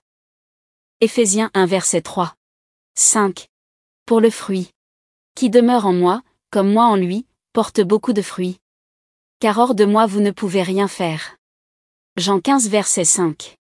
6. Pour la prière. Si vous demeurez en moi et que mes paroles demeurent en vous, demandez ce que vous voudrez, et vous l'aurez. Jean 15 verset 7. Chaque personne qui reçoit Jésus comme son sauveur et maître a ainsi le privilège inestimable de laisser Dieu lui-même venir habiter en elle. Nous le voyons dans le texte de Jean 14 verset 23 cité plus haut. Les implications de ce fait dépassent notre imagination. Notre corps devient le temple de Dieu. 1 Corinthiens 6 verset 19. Et nous nous trouvons comme des vases de terre qui portent le trésor de la connaissance de la gloire de Dieu. 2 Corinthiens 4 versets 6 à 7. La Bible appelle cette personne divine qui habite dans chaque croyant le Saint-Esprit. C'est grâce à cette personne que le croyant le plus ordinaire peut réaliser pleinement la vie chrétienne. Il n'est plus limité par ses propres incapacités, parce que le Dieu Tout-Puissant habite en lui. Alors pourquoi trouve-t-on si peu de gens qui connaissent cette vie d'abondance promise par le Seigneur? Jean 10 verset 10. Parce que Dieu le Saint-Esprit n'agit qu'avec l'accord de la personne dans laquelle il habite. Malheureusement, il est possible de contester ce que Dieu veut faire dans notre vie et à travers nous. Dieu n'oblige personne à croire en lui ni à le servir. Il ne veut pas de marionnettes mais de bons et fidèles serviteurs, animés par l'amour et la gratitude pour son amour. Le chrétien peut vivre selon la chair. Galates 5 verset 13 et Romains 8 verset 5. Suivant les penchants de son propre cœur, sans écouter la voix de celui qui l'habite. Quand il vit de cette manière, il attriste le Saint-Esprit. Éphésiens 4 verset 30. Et il est lui-même triste et malheureux, comme un enfant qui a désobéi à ses parents. Un tel chrétien ne connaît que très peu l'abondance dont parle le Seigneur Jésus. Mais un chrétien peut aussi se laisser guider par l'Esprit. Galates 5 verset 16. Et alors il connaîtra la plénitude d'une vie parfaitement adaptée à sa personnalité, à ses capacités et à ses dons. On dit que Dieu réserve la meilleure part pour celui qui lui en laisse le choix. Plus nous le laisserons gouverner notre vie, plus nous verrons la puissance de Dieu à l'œuvre. Nous voyons les mêmes principes dans les lois naturelles. Pendant des siècles, l'humanité a vécu en présence d'énormes forces naturelles, sans les connaître et encore moins les utiliser. Des hommes passaient toute leur vie à échafauder des théories pour changer des métaux en or. Puis la connaissance a augmenté. Newton découvre les lois de l'attraction universelle. Et l'humanité trouve que c'est en agissant selon les lois naturelles qu'elle peut en puiser la force incroyable. Ainsi est née la révolution scientifique et technique. De même dans le domaine spirituel, nous ne pouvons pas espérer connaître la puissance de Dieu en lui imposant notre volonté. Mais si nous nous mettons à sa disposition, si nous nous laissons conduire par son esprit, c'est alors que nous pourrons connaître quelle extraordinaire grandeur sa puissance revêt pour nous les croyants. Éphésiens 1 verset 19. Voilà ce que notre Dieu cherche à faire pour chacun de nous. Connaissez-vous cette vie abondante? Si vous êtes en Christ, elle est votre droit par héritage. C'est la vie normale pour un chrétien. Dieu la donne à celui qui le laisse tenir les rênes de sa vie. Catholique et chrétien? Réflexion sur quelques textes bibliques. Henry Bryant. Chapitre 5. La Bible, peut-on s'y fier? Ta parole est vérité. On ne peut abolir l'écriture. Jean 17 verset 17. Jean 10 verset 35. N'allez pas croire que je sois venu abolir la loi ou les prophètes. Je ne suis pas venu abolir, mais accomplir. Car je vous le dis en vérité. Avant que ne passe le ciel et la terre, pas un i, pas un point sur le i ne passera de la loi, que tout ne soit réalisé. Matthieu 5 versets 17 à 18. Depuis le commencement de ce petit livre nous nous référons sans cesse aux Saintes Écritures. Nous avons pris pour référence unique différents passages de la Bible, sans mettre en cause leur fiabilité. Cependant aujourd'hui plusieurs personnes ne sont pas prêtes à mettre toute leur confiance dans un livre qui a été achevé il y a presque 1900 ans. N'a-t-il pas été écrit par des êtres humains, sujets aux erreurs humaines et aux préjugés de l'époque? D'ailleurs n'est-il pas vrai que l'on ne pourra jamais comprendre parfaitement ce livre? N'affirme-t-on pas que la diversité même des croyances et des opinions inspirées de la Bible nous donne raison de nous méfier un peu de son enseignement? Les savants n'ont-ils pas déjà prouvé d'une façon irréfutable que la Bible est en contradiction avec certaines données scientifiques? Ce sont là des questions que l'on nous pose fréquemment et qu'il est nécessaire de considérer avec attention. Car si la Bible était simplement le produit de son temps, la création de certains hommes extraordinaires, nous ne pourrions jamais l'accepter comme notre unique guide dans la vie. Certes, elle nous ferait beaucoup de bien, mais en fin de compte, nous ne pourrions jamais savoir si telle idée venait véritablement de Dieu, ou simplement de l'imagination d'un grand homme du passé. Une chose est certaine. La Bible se présente comme la révélation du Dieu unique, sa parole authentique, et le seul guide pour le croyant. Nous y trouvons à plus de 1000 reprises cette phrase catégorique. Ainsi parle Yahvé. Ou Yahvé parla à. Et dit. Le témoignage le plus frappant est celui de Jésus-Christ lui-même. Toute sa vie, il a manifesté une confiance absolue dans les Écritures qu'il connaissait, celles de l'Ancien Testament. Aux questions que lui posaient amis ou ennemis, il répondait le plus souvent, « Que disent les Écritures ?» On ne peut pas lire les récits de la vie de Jésus sans être frappé par sa connaissance de la Bible et par sa foi dans la parole de Dieu. Pour lui, même les points sur les « i », c'est-à-dire les plus menus détails de la loi, ou de l'Ancien Testament devaient s'accomplir. Un Matthieu 5 versets 17 à 18. Un jour, attaqué par ses adversaires sur une question concernant la résurrection, Jésus leur répondit. Vous êtes dans l'erreur, parce que vous méconnaissez les Écritures et la puissance de Dieu. Matthieu 22 verset 29. Pour Jésus, la pierre angulaire de la vérité était les Écritures. Celui qui les méconnaissait tombait facilement dans l'erreur. Après sa résurrection, nous retrouvons Jésus en chemin avec 2 de ses disciples qui se dirigent vers le petit village d'Emmaüs. Ceux-ci ne le reconnaissent pas encore. Luc nous dit que leurs yeux sont voilés. Luc 24 verset 16. Devant la tristesse que leur causait sa mort, Jésus leur fait ce reproche. Esprit sans intelligence, lent à croire tout ce qu'ont annoncé les prophètes. Ne fallait-il pas que le Christ endurât ses souffrances pour entrer dans sa gloire ? Luc 24 verset 25. Nous ferons bien de penser à ces paroles. Ces 2 disciples étaient tellement émus par les circonstances qu'ils n'ont pas cru aux simples déclarations de la parole de Dieu et de leur maître. Jésus les a sévèrement réprimandés pour leur peu de confiance, leur lenteur à prendre Dieu au mot. Ne nous dirait-il pas la même chose aujourd'hui ? Il est intéressant de noter que Jésus a confirmé la véracité de tous les récits que remet en cause l'homme moderne. Il a parlé d'Adam et d'Ève, de Noé et du déluge universel, d'Abraham, de Moïse. Sommes-nous réellement en mesure de le contredire sur ces points ou sur d'autres ? La personne qui accepte Jésus-Christ comme Sauveur et Seigneur, qui se dit « disciple » de Christ a-t-elle la liberté de remettre en question ce que son maître enseigne ?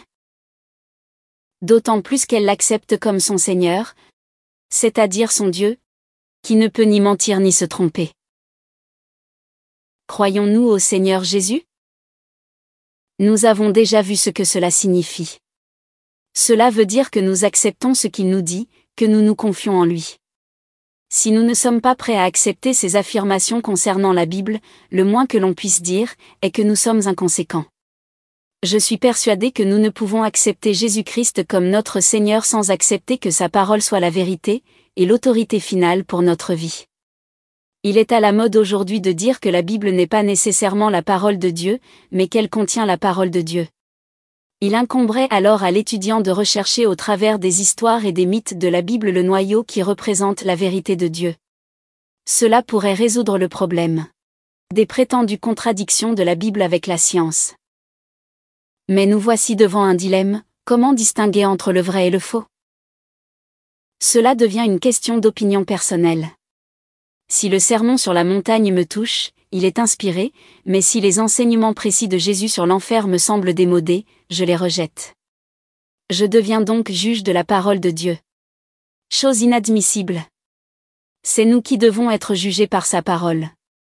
C'est nous qui devons corriger notre optique. Bien sûr, nous ne comprenons pas certains passages de la Bible, et d'autres peuvent même nous choquer. Pourtant le problème ne réside pas dans la Bible, mais plutôt en nous. Nous sommes troublés par des préjugés et des idées faussées par nos traditions et notre éducation. Dans un passage important sur l'inspiration de la Bible, Dieu dit : toute écriture est inspirée de Dieu et utile pour enseigner, réfuter, redresser, former à la justice, ainsi l'homme de Dieu se trouve-t-il accompli, équipé pour toute œuvre bonne. Timothée 3 versets 16 à 17. Nous pouvons lire en accord avec le texte original, toute écriture est respirée, expirée ou prononcée par Dieu. Elle a pour but notre enseignement et notre correction. L'enfant va à l'école, non pour critiquer son professeur de mathématiques mais pour apprendre et corriger ses idées fausses. Si cela est vrai à notre échelle humaine et faillible, c'est d'autant plus important quand notre professeur est Dieu. Je suis devenu chrétien lors de ma première année à l'université, il y a 18 ans. À partir de ce moment-là, j'ai accepté par la foi la véracité des Écritures, non sans certaines hésitations, il est vrai, à cause de mon éducation scientifique. Pendant ces 18 années, j'ai eu l'occasion d'étudier quotidiennement les Écritures, et d'examiner plusieurs sujets scientifiques, archéologiques et autres qui touchent à la Bible. À présent, je suis persuadé que plus on connaît le vrai message de la Bible, plus on voit ces problèmes disparaître. J'ai trouvé que la plupart de ces prétendues contradictions s'évanouissent après une étude approfondie des passages en question. Je me suis réjoui à maintes reprises de voir combien les faits de l'archéologie et de la science confirment ce que Dieu a révélé, il y a si longtemps. Je suis également convaincu que les diverses tendances théologiques dans le christianisme sont dues non pas à l'impossibilité de connaître la révélation de Dieu, mais à l'ignorance inexcusable de ceux qui se présentent comme des conducteurs spirituels. Certes, des passages de la Bible restent difficiles à comprendre, des divergences sur certains points secondaires subsistent. Mais de nos jours, l'origine de la confusion dans le christianisme est une ignorance lamentable de la révélation de Dieu. Les dernières paroles que Jésus a prononcées en public sont un avertissement solennel. Moi, la lumière, je suis venu dans le monde, afin que quiconque croit en moi ne demeure pas dans les ténèbres. Si quelqu'un entend mes paroles et ne les garde pas, ce n'est pas moi qui le condamnerai, car je ne suis pas venu pour condamner le monde, mais pour sauver le monde. Qui me rejette et ne reçoit pas mes paroles à son juge, la parole que j'ai fait entendre, voilà qui le jugera au dernier jour. Car je n'ai pas parlé de moi-même, mais le Père qui m'a envoyé m'a lui-même prescrit ce que je devais dire et faire entendre. Jean 12 versets 46 à 49. Pourquoi tant de personnes ignorent-elles la parole de Dieu? Pour répondre à cette question, nous devons en considérer une autre. Pourquoi y a-t-il eu tant d'opposition contre Jésus-Christ, Fils de Dieu, quand il est venu sur la terre? Un des versets les plus tristes de toute la Bible se trouve dans l'introduction de l'Évangile selon Jean. Dans sa présentation de Jésus-Christ comme le Verbe, le Créateur de l'univers, Jean dit, « Il était dans le monde et le monde fut par lui et le monde ne l'a pas connu. Il est venu chez lui. Parmi son peuple, la nation juive, et les siens ne l'ont pas reçu. » Jean 1 versets 10 à 11. Pourquoi n'ont-ils pas su reconnaître en Jésus-Christ leur Messie, leur Seigneur? Jésus lui-même nous en donne au moins une raison. Lors d'une confrontation avec certains dirigeants d'Israël, il cite ce passage de l'Ancien Testament. « Ce peuple m'honore des lèvres, mais leur cœur est loin de moi. Vain est le culte qu'ils me rendent, les doctrines qu'ils enseignent ne sont que des préceptes humains. Vous mettez de côté le commandement de Dieu pour vous attacher à la tradition des hommes. » Marc 7 versets 6 à 7. Du vivant de Jésus, la parole de Dieu était abandonnée en faveur de la tradition et des préceptes humains. On pouvait distinguer deux grands courants de pensée. D'un côté celui des pharisiens, qui dans leur zèle avaient ajouté à la simplicité des commandements de Dieu toute une multitude de traditions, de formalités, de règles qui arrivaient même à cacher le message central de la révélation de Dieu. De l'autre côté celui des sadducéens, qui eux, avaient tendance à rejeter de la parole de Dieu tout ce qui ne leur plaisait pas. Dans les deux cas, la tradition établie à travers de multiples générations créait en Israël des divergences d'opinion, mais éloignait aussi le peuple du message simple de la Bible. Je suis certain que beaucoup de gens pensaient qu'il était impossible de trouver la vérité entre ces deux opinions. Elles étaient si opposées, bien que fondées toutes deux sur la même Bible. Les critiques de Jésus sont fortes. Vous mettez de côté le commandement de Dieu pour vous attacher à la tradition des hommes. Et ailleurs. Vous êtes dans l'erreur, parce que vous méconnaissez les Écritures et la puissance de Dieu. Matthieu 7 verset 7. Nous sommes tous attachés à nos traditions. Qui est prêt à renier tout ce qu'il connaît de son enfance, de son éducation? D'ailleurs, ce serait dommage de tout rejeter. Nous avons beaucoup à apprendre de nos parents. Mais Dieu nous demande de ne rien faire passer avant lui. Un jour, Jésus a dit à ses disciples: « Qui aime son père ou sa mère plus que moi n'est pas digne de moi. Qui aime son fils ou sa fille plus que moi n'est pas digne de moi. Qui ne prend pas sa croix et ne vient pas à ma suite n'est pas digne de moi. » Matthieu 10 versets 37 à 38. La Bible nous commande d'aimer nos parents. Celui qui n'aime pas son père, sa mère et sa famille est pire qu'un infidèle.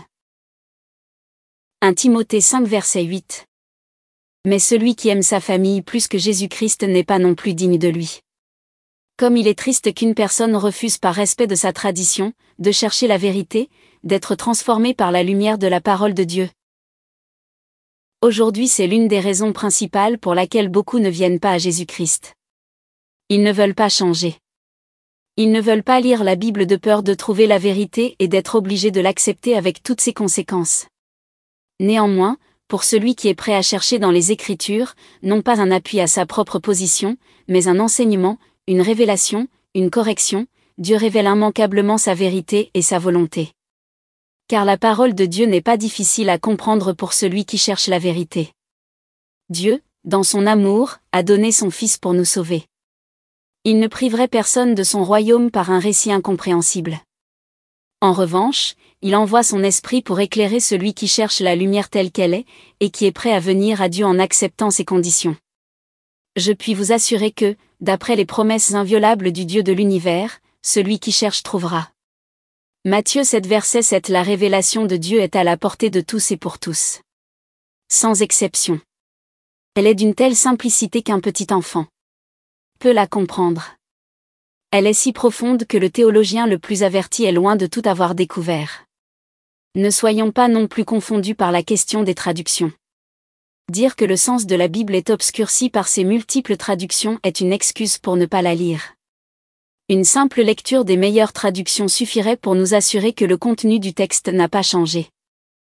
Par ailleurs, des traductions différentes nous donnent l'heureuse possibilité de mieux comprendre le sens d'un passage. Ce petit livre n'a pas la prétention de répondre à toutes les questions de celui qui est troublé par le problème de la fiabilité de la Bible. La lecture des ouvrages indiqués à la fin de ce livre pourra répondre d'une façon satisfaisante à ces interrogations. Je voudrais simplement affirmer au lecteur que la Bible est la parole de Dieu, digne de sa confiance, infaillible et compréhensible, et qu'elle doit être son seul guide, sa seule autorité en matière de religion.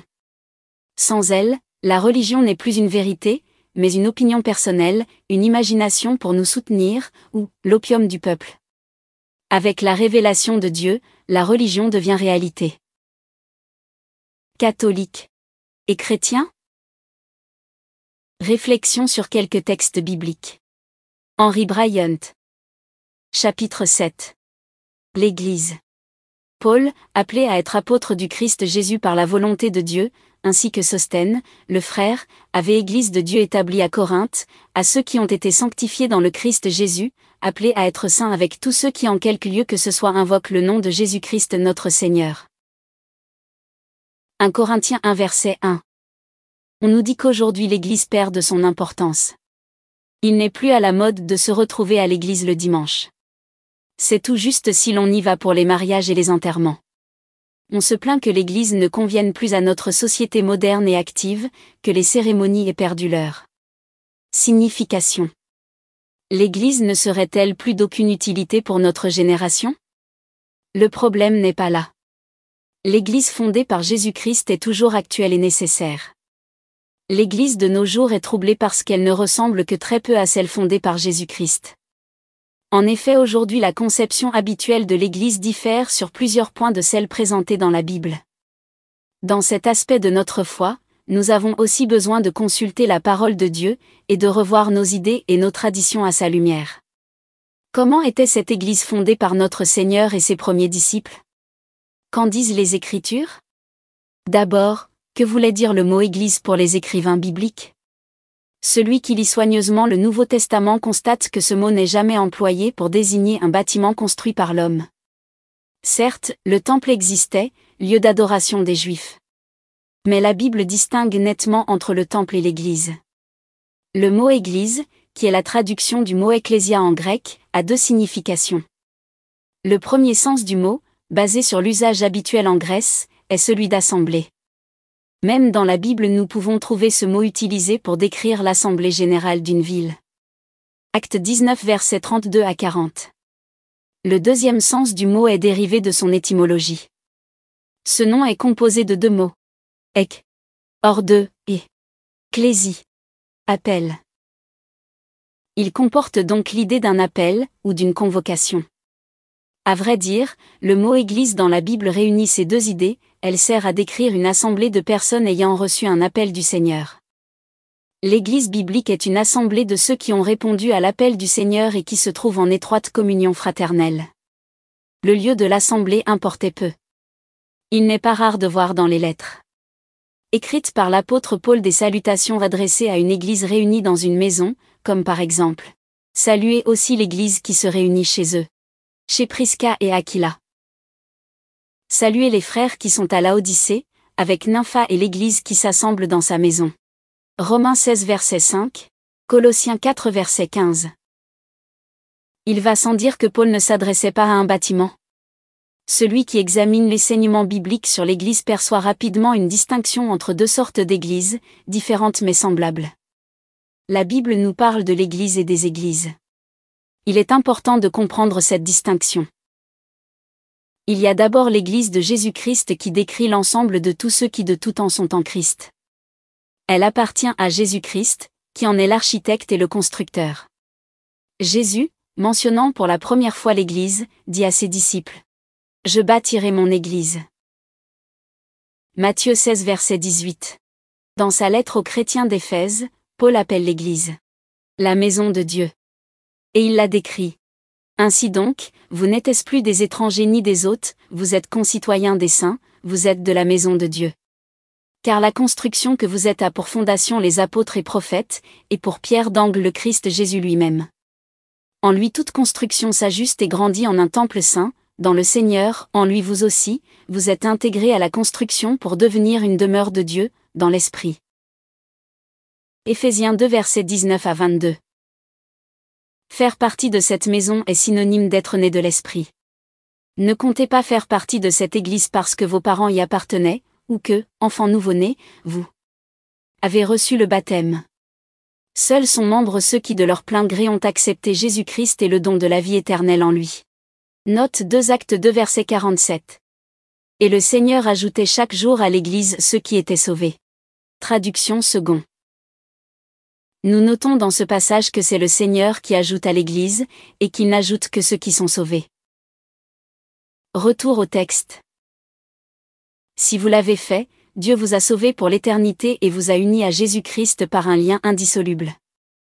Vous êtes devenus, d'après l'image donnée par l'apôtre Pierre, des pierres vivantes. Dans un édifice spirituel. Une Pierre 2 verset 5. L'union du croyant avec Jésus-Christ est tellement importante que cette Église est aussi appelée le corps de Christ et l'épouse de Christ. Éphésiens 1 verset 23. Et chapitre 5 verset 25 à 26. Rien n'est plus intime que les relations entre époux ou entre les membres de notre corps. Rien n'est plus intime que les liens qui unissent un membre de l'Église de Christ à son maître. Rien n'est plus précieux à Dieu que son Église, achetée au prix du sang de son Fils. C'est pour cela qu'il ne permettra pas qu'un seul membre de son corps lui soit ravi. Qui nous séparera de l'amour du Christ ? Oui, j'en ai l'assurance, ni la mort, ni la vie, ni ange, ni principauté, ni présent ni avenir, ni puissance, ni hauteur ni profondeur, ni aucune autre créature ne pourra nous séparer de l'amour de Dieu manifesté dans le Christ Jésus notre Seigneur. Romains 8 versets 35 à 39. Jésus utilise une autre image pour exprimer la même pensée. Mes brebis écoutent ma voix, je les connais et elles me suivent. Je leur donne la vie éternelle, elles ne périront jamais et nul ne les arrachera de ma main. Le Père qui me les a donnés est plus grand que tous et nul ne peut rien arracher de la main du Père. Jean 10 versets 27 à 29. Il n'y a donc qu'une seule Église. Elle est universelle. Elle est l'ensemble de tous ceux qui sont en Jésus-Christ. Elle, et tous ses membres, sont attachés à lui par des liens indéfectibles et éternels. La Bible nous parle néanmoins des églises. Toutes les lettres du Nouveau Testament sont d'ailleurs adressées aux chrétiens des églises de diverses villes touchées par l'Évangile. Nous pouvons nous former une idée assez précise de ce que représentent ces assemblées à travers la lecture du Nouveau Testament. C'étaient des groupes de gens que leur foi avait unis pour chercher et servir leur Seigneur bien-aimé. Les chrétiens de Thessalonique nous en donnent un exemple. On raconte là-bas comment nous sommes venus chez vous, et comment vous vous êtes convertis à Dieu, abandonnant les idoles pour servir le Dieu vivant et véritable. 1 Thessaloniciens 1 verset 9. Les premières églises sont apparues partout dans le monde alors connues par suite du passage des porteurs du message de vie en Jésus-Christ. Bien qu'elles aient été assez diverses les unes des autres, nous pouvons quand même relever certains points communs. 1. Leur forme et leur structure étaient simples. 2. Elles se faisaient remarquer par leur amour réciproque et par leur zèle pour faire connaître le merveilleux message du salut en Christ. Note 1. Tertullien, écrivain chrétien du IIe siècle après Christ, décrit ainsi les communautés chrétiennes de son époque. Je vais montrer maintenant ce que sont les chrétiens, il faut les faire connaître. Unis ensemble par les nœuds d'une même foi, d'une même espérance, nous ne faisons qu'un corps. Nous nous assemblons pour prier Dieu, nous prions pour les empereurs, pour leurs ministres, pour toutes les puissances, pour la paix. Nous nous assemblons encore pour lire les Écritures où nous puisons les lumières et les avertissements dont nous avons besoin. Cette sainte parole nourrit notre foi, relève notre espérance, affermit notre confiance. Chacun fournit tous les mois, ou au moment de sa convenance, une somme modique, s'il le veut et s'il le peut, on n'y oblige personne, rien n'est plus libre que cette contribution, c'est un dépôt de piété employé à nourrir et à enterrer les pauvres, à soulager les orphelins sans bien, les domestiques cassés de vieillesse, les malheureux qui ont fait naufrage. S'il y a des chrétiens condamnés aux mines, détenus dans les prisons ou relégués dans les îles pour cause de Dieu, ils y sont entretenus par la religion qu'ils ont confessée. Il se trouve néanmoins des gens qui insultent à cette charité. Voyez, disent-ils comme ils s'aiment, voyez comme ils sont prêts à mourir les uns pour les autres. Cité par J.M. Nicole. Précis d'histoire de l'Église. Page 40. Retour au texte. 3. Leur réunion était caractérisée par ces 4 éléments que nous donne le livre des Actes des Apôtres. Acte 2. Verset 42. A. Ils se montraient assidus à renseignement des apôtres. B. Fidèles à la communion fraternelle. C. À la fraction du pain, appelé ailleurs le repas du Seigneur. D. Et aux prières. 4. Dans chaque église ou assemblée, Dieu suscitait des dirigeants, nommés anciens ou évêques, et des diacres. 3 voir Philippiens 1 verset 1. Acte 20 versets 17 à 28. Nous constatons aussi parfois, avec tristesse, que ces églises, communautés d'hommes et de femmes, n'étaient pas plus attachées au Seigneur que ne l'étaient leurs membres. Nous trouvons souvent dans les pages du Nouveau Testament des avertissements solennels adressés à telle ou telle église qui ne suit pas le Seigneur dans une ou plusieurs de ses responsabilités. Apocalypse 2 verset 3. Les églises mentionnées dans le Nouveau Testament sont différentes de l'église de Jésus-Christ. Certes, elles devaient la refléter, dans la mesure où leurs membres étaient de vrais chrétiens attachés à Jésus-Christ. Elles étaient nécessaires, et elles le sont encore. Mais elles n'étaient utiles que dans la mesure où elles restaient fidèles au Seigneur et à son enseignement. Cela est également vrai de nos jours. Si nous avons parlé de l'Église dans ce livre, c'est afin d'en souligner certaines implications pour tout vrai croyant en Jésus-Christ. Nous voulons maintenant relever quelques principes importants concernant notre responsabilité envers l'Église de Jésus-Christ et les Églises, si nous sommes de véritables chrétiens. 1. Méfions-nous des étiquettes. Nous cherchons en vain dans le Nouveau Testament les noms courants de nos jours. Catholiques, protestants, etc. Nous y trouvons plutôt ces termes. Disciple, celui qui suit son maître. Chrétien, terme de mépris pour désigner celui qui était un disciple du Christ.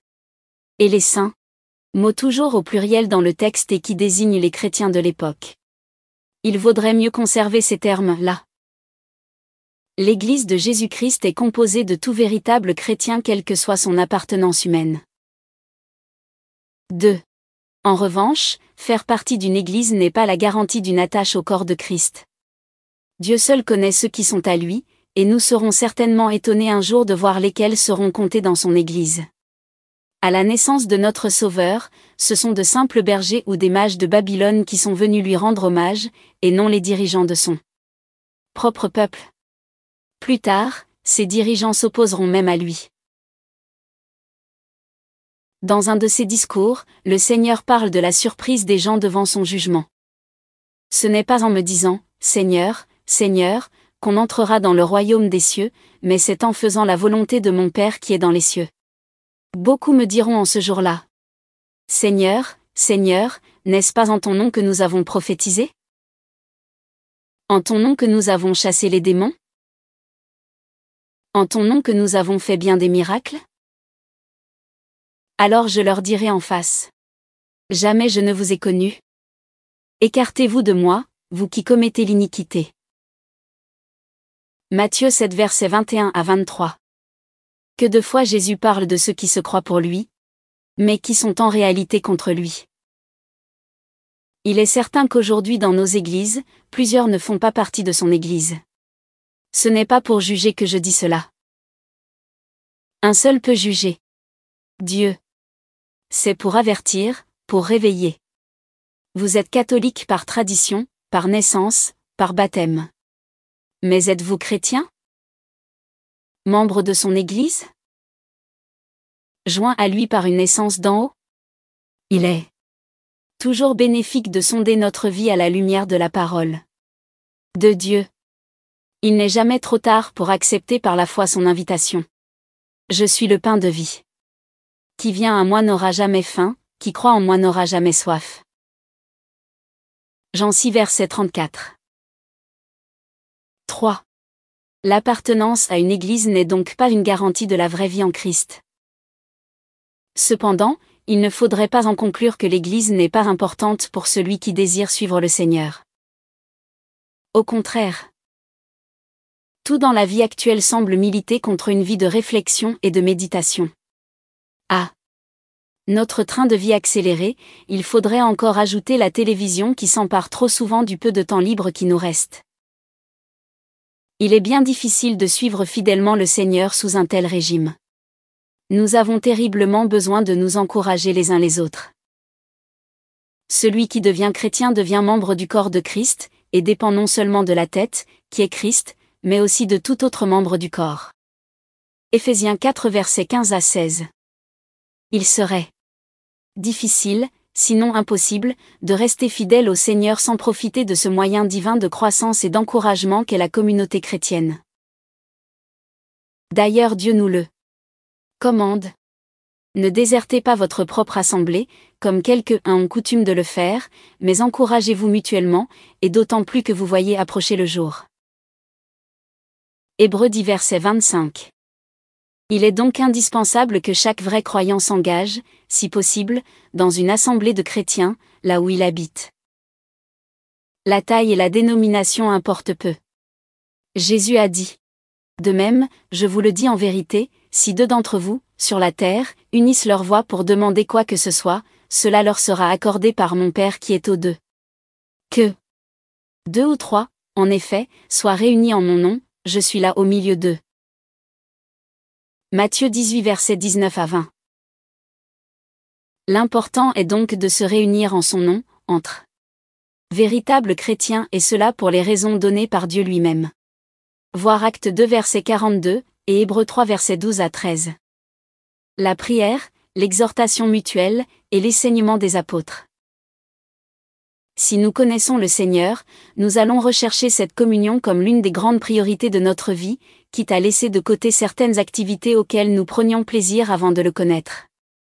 Il est certain que cela peut parfois exiger de grands sacrifices pour quelqu'un qui vient au Seigneur. N'oublions pas pourtant combien a été grand le sacrifice de notre Sauveur en notre faveur. Rappelons-nous également le principe fondamental de toute la vie en Christ. Car l'amour du Christ nous presse, à la pensée que, si un seul est mort pour tous, alors tous sont morts. Et il est mort pour tous, afin que les vivants ne vivent plus pour eux-mêmes, mais pour celui qui est mort et ressuscité pour eux. 2 Corinthiens 5 versets 14 à 15. Nous savons que celui qui se donne au Seigneur, et qui est prêt à tout laisser, si nécessaire, pour le suivre, reçoit plus qu'il n'a laissé. Une fois que nous avons connu l'amour fraternel et la véritable assemblée chrétienne, nous savons combien cette communion est précieuse et rafraîchissante. Cette sorte d'église ne sera jamais démodée. C'est aujourd'hui que nous en avons le plus grand besoin. Catholiques et chrétiens? Réflexion sur quelques textes bibliques. Henry Bryant. Chapitre 8. Une invitation. Voici que je me tiens à la porte et je frappe, si quelqu'un entend ma voix et ouvre la porte, j'entrerai chez lui pour souper, moi près de lui et lui près de moi. Apocalypse 3 verset 20. Nous trouvons cette invitation du Seigneur Jésus-Christ dans le dernier livre de la Bible. Elle est adressée aux membres de l'église de Laodicée. Laodicée, ville de Phrygie, ou Turquie centrale, était célèbre du temps des apôtres pour son commerce et ses richesses. L'église locale en avait également profité. Dès cette église décrite dans les lettres de Jésus, elle était la plus riche matériellement, et la plus pauvre spirituellement. Les paroles du Seigneur à son égard sont dures. Je connais ta conduite, tu n'es ni froid ni chaud. Que n'es-tu l'un ou l'autre? Ainsi, puisque te voilà tiède, ni chaud ni froid, je vais te vomir de ma bouche. Tu t'imagines. Me voilà riche, je me suis enrichi et je ne manque de rien, mais tu ne le vois donc pas, c'est toi qui es malheureux, pitoyable, pauvre, aveugle et nu. Apocalypse 3 versets 15 à 16. Si le Seigneur écrit à ces 7 assemblées, c'est parce qu'elles représentent en quelque sorte toutes les églises de tous les temps. On ne peut donc pas s'empêcher de voir de tristes ressemblances entre l'église de Laodicée et notre église du XXe siècle, riche sur le plan matériel, mais bien trop pauvre sur le plan spirituel. C'est précisément dans ce cadre triste et sombre que Jésus adresse son invitation. Une invitation personnelle avouée à moi. Qui que nous soyons. Et quel que soit notre passé.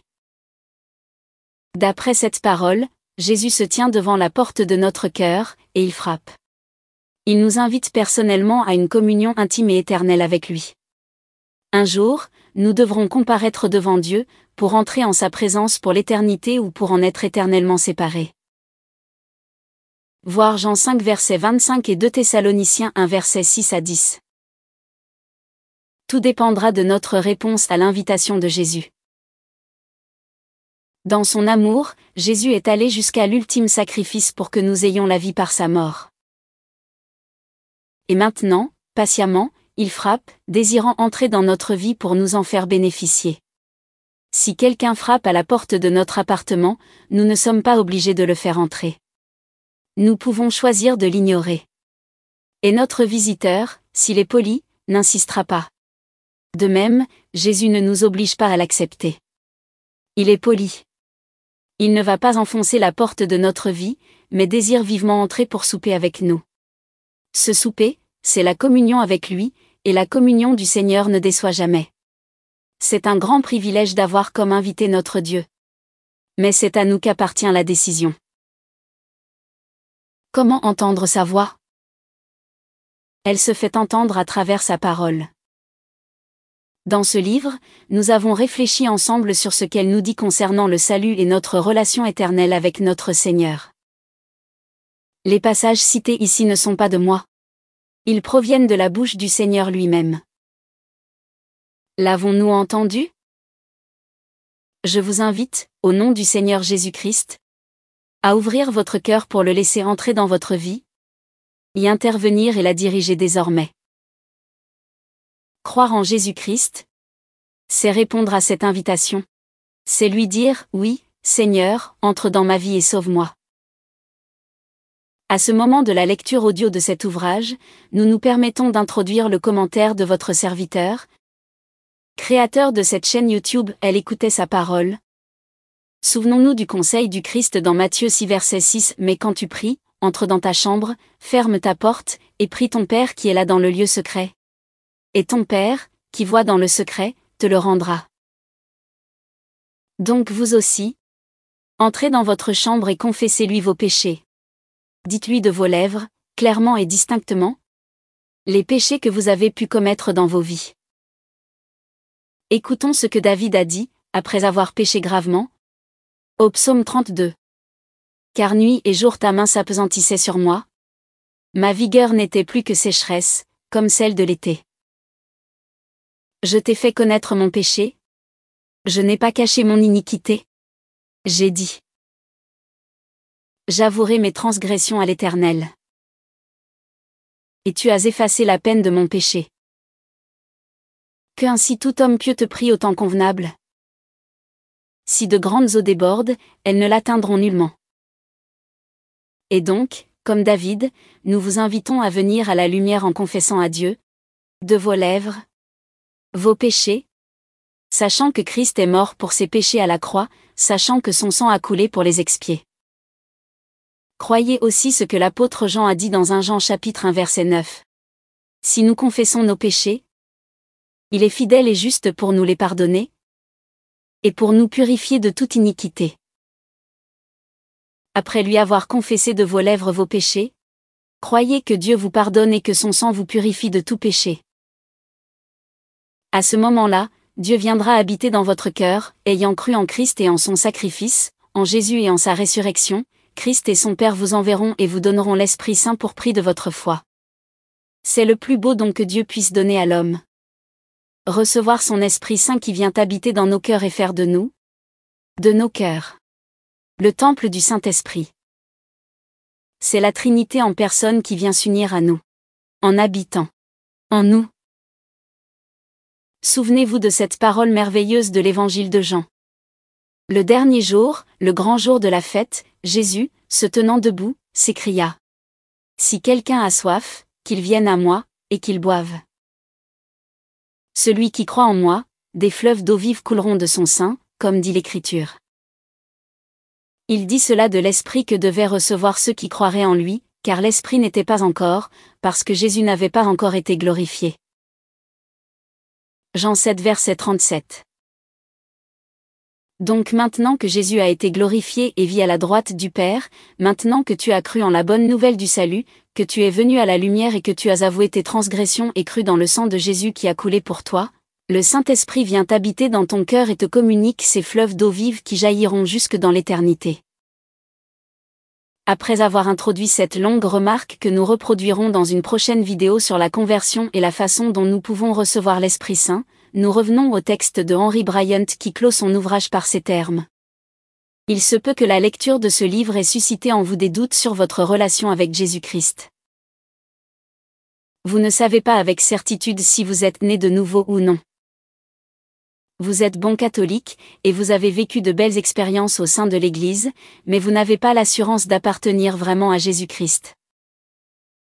Comment en être certain ? Quel que soit notre passé, nous pouvons maintenant, une fois pour toutes, répondre à son invitation. Sachons alors que l'Éternel Fils de Dieu ne saurait être infidèle à sa promesse. Il viendra, il fera sa demeure en nous, et ne nous quittera jamais. Jésus lui répondit : Si quelqu'un m'aime, il gardera ma parole, et mon Père l'aimera. Nous viendrons à lui, et nous ferons notre demeure chez lui. Jean 14 verset 23. Et, or, à celui qui peut vous préserver de toute chute et vous faire paraître devant sa gloire irrépréhensible et dans l'allégresse. Jude 24. Ce pas décisif, aussi petit qu'il puisse paraître pour l'instant, nous conduira dans le sentier de la vie avec le Seigneur, sentier qui nous ouvrira des horizons infiniment au-delà de tout ce que nous pouvons demander ou concevoir. Éphésiens 3.20. Garde-moi, ô Dieu, car je cherche en toi mon refuge. Je dis à Éternel, tu es mon Seigneur, là est mon souverain bien. Tu me feras connaître le sentier de la vie. Il y a d'abondantes joies devant ta face, des délices éternelles à ta droite. Psaume 16 versets 1 à 2, et versets 10 à 11. Nous mettons dans les commentaires de cette vidéo le lien de téléchargement gratuit de cet ouvrage. Le téléchargement se fera à partir du site internet médiathèquechrétienne.fr, site que j'ai bâti en synergie avec cette chaîne YouTube Elle écoutait sa parole, afin d'assurer la réédition numérique des ouvrages chrétiens épuisés et non réédités. Comme l'était cet ouvrage, nous vous invitons donc à vous rendre sur le site internet médiathèquechrétienne.fr afin de pouvoir profiter et de pouvoir télécharger gratuitement les 800 ouvrages que nous avons déjà numérisé et mis à votre disposition. Il n'est nul besoin de s'inscrire, vous pouvez directement accéder à partir de la page d'accueil à l'onglet Livres et là regarder les dizaines d'auteurs et les centaines d'ouvrages qui sont déjà disponibles en téléchargement gratuit.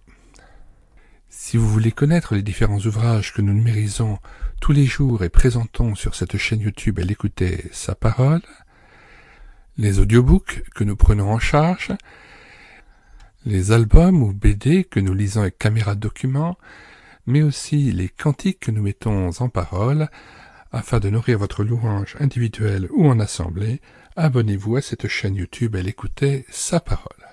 Nous vous disons au revoir et à bientôt. Enfin, avant de nous quitter, nous mettons en plus du lien de téléchargement de cet ouvrage, un très grand nombre de liens vers d'autres ouvrages ou d'autres playlists d'ouvrages. Notamment les liens vers les ouvrages et les écrits de M. Bernard Pruneau, dont le site écrit sur le catholicisme vous est communiqué aussi, en plus des liens vers ces autres ouvrages.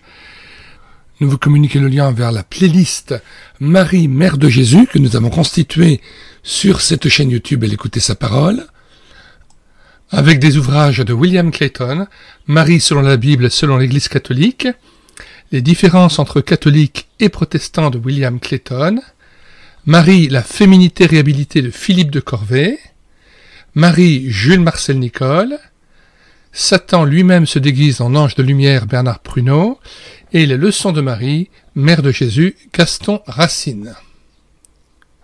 Enfin, nous vous communiquons le lien vers notre playlist Catholiques et protestants en débat, constitué d'une trentaine d'ouvrages, ouvrages dont la plupart sont téléchargeables gratuitement à partir du site internet médiathèquechrétienne.fr ou en cliquant sur le lien situé dans les commentaires de chaque vidéo de présentation d'ouvrage.